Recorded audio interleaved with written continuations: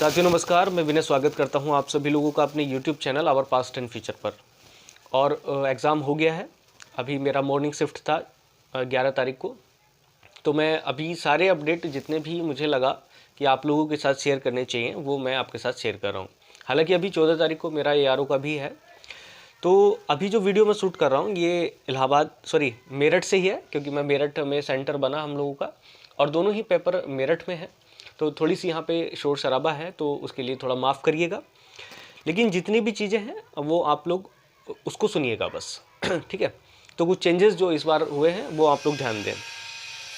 तो आपको पता है कि इस बार दोनों पेपर साथ ही साथ हो रहे थे, CBT 1 भी और साथ ही साथ टाइपिंग भी।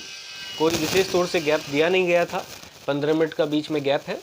और सीधे आपको बिना कंप्यूटर सेट से उठे आप लोगों को वहीं पे बैठ करके सीधे अपना सबमिट करने के बाद नई विंडो खोल दी जाती है आप लोगों के सामने और टाइपिंग करा दी जाती है। तो मैं एक एक करके बात कर रहा हूँ। पहले CBT 1 पे बात करते हैं। वीडियो हाँ थोड़ा सा लंबा हो सकता है, तो प्लीज़ इसको माइंड करिएगा। ठीक है, माइंड करिएगा मतलब इसका ये है कि थोड़ा सा ध्यान से सुनिएगा। बाकी तो अगर कोई अनावश्यक होता तो मैं खुद ही उसको नहीं बोलूँगा। तो CBT 1 में आपको पहले पता चली गया होगा कि कैसे कैसे सिस्टम आ रहा है, विंडो कैसे ओपन हो रही है। तो ऊपर जैसे आपका ये फ्रंट दिख रहा है, तो उसमें सबसे ऊपर यहाँ कोने में ऐसे करके बॉक्सेस बने हुए हैं। ठीक है, तो बॉक्सेस में आपका 14 सेक्शन बटे हुए हैं।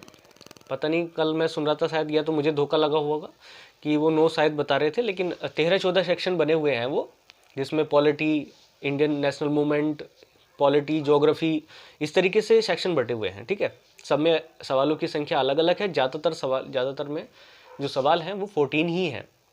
ठीक है, वो रेशियो आप लोगों ने किसी भी वीडियो से सुन लिए होंगे या देख लिए होंगे, कोई फ़र्क नहीं पड़ता।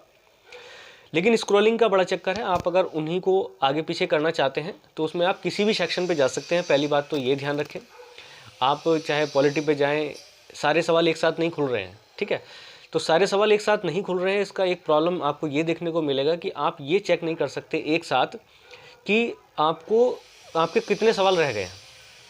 ठीक है, तो पहली चीज़ जो आपको ध्यान में रखनी है वो ये कि आपका समय बाद में बचे। वैसे तो 3 घंटे इनफ है, मेरे हिसाब से तो बिल्कुल इनफ पड़े, कोई दिक्कत नहीं है। उसमें से 15 मिनट आप बचा करके रखें। उसमें एक बार फिर लास्ट में जाकर के सारे सेक्शन दोबारा से चेक कर लें कि आपने सारे सेक्शन ग्रीन हो रहे हैं कि नहीं हो रहे हैं। जब आप सवाल का आंसर दे देंगे तो वो सेक्शन ग्रीन हो जाते हैं। एक ऑप्शन और स्पेशल चल रहा है, इन्होंने इसमें फ्लैग करके कहा है, FLAG फ्लैग। तो जो सवाल जिन पर आपको दोबारा से विचार करना है, ठीक है, आप उस पर सवाल पे निशान लगा दें और नीचे एक फ्लैग का ऑप्शन आ रहा है, या तो नेक्स्ट आगे बढ़ जाएं या फिर फ्लैग कर दें। फ्लैग का मतलब ये है कि आप उस सवाल पर एक निशान बन जाएगा छोटा सा, वो ग्रीन पे भी बन जाएगा, रेड पे भी बन जाएगा, मतलब खाली वाले पे भी बन जाएगा। उससे ये आपको अंदाज़ा लग जाएगा कि आपको उस सवाल पर दोबारा से विचार करना है। ठीक है, तो फ्लैग वाले का कोई ज़्यादा इशू नहीं है, वो फ्लैग ऑप्शन आपको इंस्ट्रक्शन में थोड़ा सा प्रॉब्लम कर रहा था, बाकी कोई दिक्कत नहीं है। शॉर्ट में मैंने आपको बता दिया, तो उससे कन्फ्यूज़ नहीं होना। और 15 मिनट बचा करके रखनी है, मैं पहले ही बता रहा हूँ, क्योंकि एक बार पूरे क्रॉस चेकिंग ज़रूरी है। क्योंकि एक साथ अगर दिखें 200 के 200 सवाल तो आसान हो जाता है, लेकिन 200 सवाल भी अगर एक साथ दिखें तो उसमें सेट कर पाना कि किस पे विचार कर लिया है, किस पे नहीं करना है, वो थोड़ा सा मुश्किल हो जाता था। लेकिन यहाँ तो सेक्शन बटे हुए हैं, तो आप खुद ही समझ सकते हैं कि उनको अलग अलग करके हमें चेक करना पड़ेगा। तो उनको आप चेक करें और टाइम से निपटा लें। ठीक है, किसी का समय आगे चलता है, किसी का पीछे, 2-4 मिनट वो तो सभी का चलता ही है। जैसे मेरा जो टेस्ट हुआ बाद में ओपन हुआ, तो बाद में ही वो समाप्त हुआ, उससे कोई इशू आपका नहीं होगा। रही बात पेपर के लेवल की, स्टैंडर्ड की, तो पेपर आप लोगों ने पिछले साल का देखा है, उससे तो ईजी है, तो उससे टेंशन आपको लेने की बिल्कुल आवश्यकता नहीं है। इंग्लिश का सेक्शन लगभग ख़त्म कर ही दिया है, 10 सवाल सारे आ रहे हैं। तो जितना भी आप पीछे तैयारी करके आए हैं उसमें सापेक्ष आपको ईजी बैठेगा, नॉर्मल, कोई दिक्कत नहीं है। ठीक है, इजी का मतलब ये नहीं कि खाली इजी है, इजी तो मॉडरेट ही कह सकते हैं, हार्ड नहीं कह सकते हम उसको। और इजी इसलिए भी लग रहा है लोगों को क्योंकि निगेटिव मार्किंग नहीं है। अब निगेटिव मार्किंग नहीं है तो सारे के सारे लोग 200 के 200 करके आ रहे हैं, 200 के 200, तो उसमें पता नहीं चल पा रहा कि कितने गलत हैं कितने सही हैं। और उससे ऊपर एक बात और जा रही है, वो ये है कि आपके हाथ में पेपर नहीं मिल रहा है, क्योंकि जब पेपर घर को लाते हैं तो सवालों का मिलान करते हुए उससे भी पता चल जाता है कि भाई अब ये सवाल मेरा गलत, तेरा ये गलत, उसका वो गलत। तो जैसे जैसे हम एग्ज़ाम हॉल से घर की तरफ आते हैं वैसे वैसे नंबर में कटौती शुरू हो जाती है, लेकिन यहाँ ऐसा होने वाला नहीं है। ठीक है, ना तो आपको पेपर मिल रहा घर के लिए, ऑनलाइन है, और निगेटिव मार्किंग थी नहीं, आप पूरे में से पूरे करके आ रहे हैं, तो सभी को ऐसा ही लग रहा है कि पेपर बहुत ज़्यादा ईजी है। तो बहुत ज़्यादा तो नहीं ईजी मानना चाहिए, ईजी टू मॉडरेट ही है, कोई दिक्कत नहीं है। मॉडरेट स्तर का पेपर है और काफ़ी बेसिक सवाल भी इसमें देखने को मिल रहे हैं, ठीक है। अगर आप कहेंगे कि सवाल कौन कौन से आ रहे हैं या एक बार चर्चा हो जाए, तो मैं अभी उसको करने के लिए मुझे थोड़ा सा समय लगेगा। समय इसलिए लगेगा क्योंकि अभी मुझे उनको रिकॉल करना पड़ेगा और याद करना पड़ेगा। ऐसे तो मुझे याद नहीं आएंगे, तो मैं कोशिश करूँगा कि उनको एक जगह लिख लूँ, और हो सकता है तो आप मुझे नीचे कमेंट बॉक्स में बता दीजिएगा, मैं उनको फिर अपने टेलीग्राम ग्रुप पर शेयर कर दूंगा ताकि आप लोगों को उनका अंदाज़ा थोड़ा सा लग सके, ठीक है। बात करते हैं CBT 2 की। तो CBT 2 में वैसे तो कोई विशेष चीज़ें हैं नहीं, दोनों ही पॉइंट में चर्चा के लिए, लेकिन एक कुछ बातें ज़रूर हैं जो आपको ध्यान में रखनी है। गलतियाँ बिल्कुल हो सकती हैं, तो आप समझिएगा इसको। मैं थोड़ा सा बता देता हूँ, कुछ पॉइंट मैंने लिखे थे, एक्चुअल में कोई पॉइंट छूटे ना इस वजह से, ठीक है। तो पहली बात यह है कि कुछ लोग कह रहे थे कि टाइपिंग प्रैक्टिस के लिए समय दिया जा रहा है कि नहीं दिया जा रहा है। तो टाइपिंग के लिए आपको प्रैक्टिस करने के लिए और आपका टेस्ट करने के लिए पूरा समय दिया जा रहा है, कोई दिक्कत नहीं है, लेकिन उसके चक्कर में ज़्यादा ना पड़े। मैं अभी भी बता रहा हूँ क्योंकि वैसे ही 20 मिनट आपको टाइपिंग करनी है, तो पहले ही अपने हाथों को दुखाने की तरफ ना लेके जाएं, बस एक बार कीबोर्ड चेक कर लें और अपनी फ्रीक्वेंसी चेक कर लें, वो 2-4 लाइनों के साथ ही आप लोग पता कर सकते हैं, कोई दिक्कत नहीं है। हाँ, एक बात और बीच में छूट गई जो मुझे पहले डिस्कस कर लेनी चाहिए थी, वो ये थी कि फ़ोटोग्राफ्स। कुछ बच्चे कह रहे थे कि सेम वैसा ही फ़ोटोग्राफ लगेगा जैसा एडमिट कार्ड पे लगा हुआ है। ऐसा कोई इशू नहीं है, आप बस पर्सन सेम होना चाहिए भाई, तो वो आप फ़ोटो लगा करके लगा सकते हैं, ठीक है। 2 फ़ोटो चाहिए, एक फ़ोटो आपका कोविड वाली जो डिक्लेरेशन है, अंडरस्टैंडिंग है, उस पर लग रहा है, और एक आपकी अटेंडेंस सीट पर। लेकिन अगर आपके पास अगर एक फ़ोटो कम भी है तो आपका फिर एक फॉर्म भर दिया जाएगा, उससे कोई दिक्कत नहीं है। लेकिन फिर भी आप ऐसा ना करें, अपना फ़ोटो लेकर के जाएँ, कोई दिक्कत उससे नहीं होने वाली है। दूसरी बात, अब आप समझें कि टाइपिंग में क्या इशू है। तो टाइपिंग में सबसे पहली बात जो आपको ध्यान देनी है वो ये है कि टाइपिंग में जो फ़ॉन्ट है वो छोटा आ रहा है इस बार। छोटे का मतलब ये है कि आप यूँ समझ लीजिएगा न्यूज़पेपर टाइप। तो अगर किसी व्यक्ति को प्रॉब्लम है तो वो थोड़ा सा सतर्क हो जाइएगा, उसको ज़रूरी है सतर्क होने का। फ़ॉन्ट बहुत छोटा है, फ़ॉन्ट न्यूज़पेपर साइज़ का है। मैं ऐसा इसलिए भी कह रहा हूँ क्योंकि आप वहाँ पे बड़ा करने का ऑप्शन है कि नहीं है। अगर बड़ा उसको करेंगे तो शायद वो उससे बाहर पहुँच जाएगा फ्रेम से। ऐसा मैंने तो नहीं किया क्योंकि मुझे आवश्यकता नहीं पड़ी, लेकिन मुझे लग नहीं रहा कि वो बाहर पहुँच मतलब आप कवर कर पा सकते हैं उसको, मतलब जूम कर सकते हैं, क्योंकि जूम का मैंने ऑप्शन ध्यान भी नहीं दिया उस तरीके से। और दूसरी बात ये थी कि अगर आप कुछ ज़्यादा छेड़खानी करेंगे तो आपको दिक्कत भी हो सकती है। तो बेहतर यही है कि जो मतलब प्री सेट है, मतलब पहले से ही जो सेट कंडीशन है, आप उस पर ही अपना ध्यान केंद्रित करें। और उसमें टाइपिंग की जो लाइन है वो मिसिंग होने की थोड़ी सी संभावना ज़्यादा है। मेरी मिस हो गई थी, मैं आपसे बता रहा हूँ, तो थोड़ा सा ध्यान रखिएगा। कैसे टैकल किया वो मैं आपको बता रहा हूँ। एक्चुअल में इस बार एक फ़ायदा ये है, एक तो फ़ॉन्ट वाली बात हो गई। फ़ॉन्ट का आप लोग ध्यान रखें कि फ़ॉन्ट छोटा है, तो जैसे भी आपको उचित लगे वैसे उस हिसाब से करिएगा। और अगर आप पूछना चाहें कि कितना फ़ॉन्ट, तो वो मैंने बता दिया कि न्यूज़पेपर जैसा फ़ॉन्ट वो लगभग दे रहे हैं, बहुत छोटा छोटा है। दूसरी बात कि आपको इस बार ये पता चल रहा है कि आपका मैटर कंप्लीट हुआ है या नहीं हुआ है। तो अगर कोई लाइन आपकी छूट रही है, काफ़ी बच्चे परेशान थे कि लाइन छूट रही है कि नहीं छूट रही है, कैसे पता चलेगा। तो उसका बिल्कुल पता चल जाएगा, और इवन कुछ वर्ड भी अगर आपके छूट रहे हैं तो भी आपका पता चल जा रहा है। ऐसी एक जैसे नीली पट्टी दिख रही है ये वाली, हाँ ब्लू, तो ऐसी एक पट्टी आपकी यहाँ पे ऊपर की तरफ, जैसे सबसे ऊपर मैटर है जो आपको छापना है वो देखना है, और उसके नीचे जहाँ आपको जो मैटर उतारना है वो नीचे, और बीच में एक पतली पट्टी चल रही है ब्लू कलर की, ठीक है। तो जैसे ही आप अपनी टाइपिंग शुरू करेंगे तो वो जितना परसेंटेज मैटर आप लिखते जाएंगे उतनी पट्टी वो आपकी आगे बढ़ती जाएगी, ब्लू होती जाएगी। मतलब बात समझ रहे ना। अगर कहीं और कलर कुछ हो रहा होगा तो भाई वो भी बता दें, वैसे मेरे में तो ब्लू ही हो रहा था। तो वो पट्टी बीच से जैसे जैसे मैटर आप टाइपिंग करते जाएंगे पट्टी पे परसेंटेज चलती जाएगी, परसेंटेज चलती है, इतने परसेंट, उतने परसेंट, इतने परसेंट, उतने परसेंट। आपको मैटर ज़्यादा स्क्रॉल नहीं करना, बस एक बार ही स्क्रॉल करना पड़ रहा है, पूरा मैटर आ जा रहा है। पैसेज इतना बड़ा सा नहीं है, मतलब 500 वर्ड का ही है मुझे ऐसा लग रहा है, क्योंकि उसमें ऐसा नापा हुआ तो कहीं नहीं था, ठीक है ना। उसके कुछ वर्ड्स दे रखे थे, कुछ टाइमिंग साथ में चल ही रहा है 20 मिनट का। तो एक्चुअल में जो पट्टी चल रही है वो परसेंटेज आपकी स्पीड को नहीं बता रही। ध्यान से, ये गलती हो गई है बहुत सारे लोगों की, तो आप ऐसी गलती बिल्कुल ना करें। एक्चुअल में जो मेरे जो पड़ोस में थे या पीछे भी, तो जिन लोगों की कोई लाइन मिस हो गई तो उनका परसेंटेज बीच में रुक गया। जैसे मेरा 95 पॉइंट कुछ करके परसेंट था, वहाँ पे जाकर के रुक गया और मैटर कंप्लीट हो गया, आगे कुछ बचा ही नहीं था टाइप करने के लिए, और लगभग 15 से 16 मिनट हो चुकी थी। तो बाकी लोगों का भी ऐसे हुआ, कुछ लोगों का, सबका नहीं।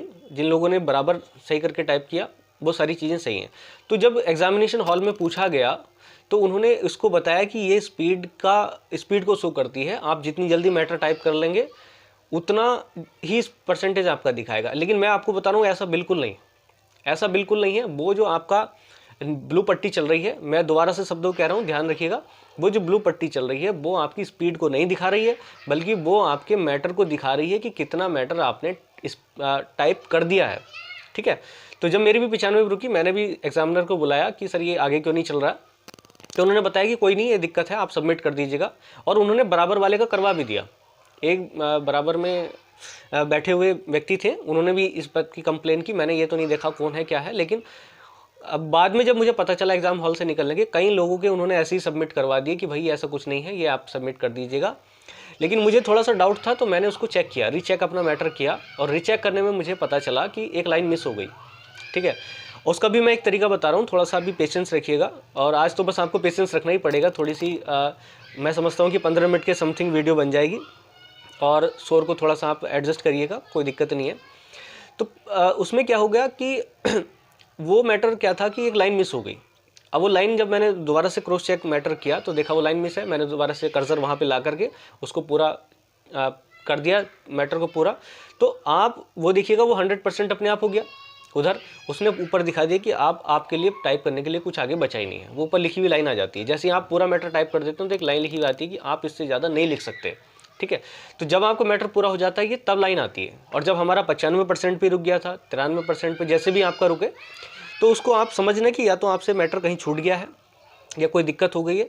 तो पहली स्थिति यही है कि आप औसतन 15 मिनट के आसपास उसको कंप्लीट करने का हौसला रखें, और 15 मिनट के बाद अगर आपको लगता है तो बाकी क्रॉस चेक कर लीजिएगा एक बार। ठीक है।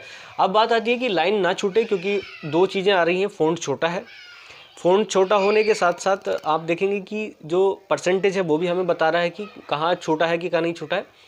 तो इससे फ़ायदा हमें ये मिलेगा सॉरी, मैं जो बता रहा था कि हमें कैसे चेक करना है। तो आपको टाइपिंग करते हुए ऊपर की तरफ भी ध्यान रखना होता है, नीचे भी ध्यान रखना होता है। कई बार आप सही लिख रहे हैं या नहीं लिख रहे हैं, ये कई लोगों में आदत होती है, ऊपर भी देखते हैं नीचे भी।